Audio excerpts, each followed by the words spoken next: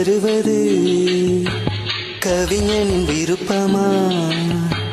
கொலுசுகள் கீர்த்தனை யார் அந்த தேவதை? விழிகளில் விரிகிறாள் யார் அந்த தாமரை? இது ஒரு புதுவித பரவசம், மயக்குது இசை என்னும் அதிசயம். நிலவு பாட்டு நிலவு பாட்டு ஓர் நாள் கேட்டேன். மூங்கில் காட்டில் நாளும் படித்தேன்.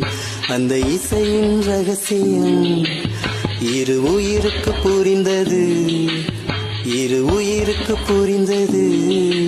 இங்கு யாருக்கு தெரிந்தது? இசையில் கலந்து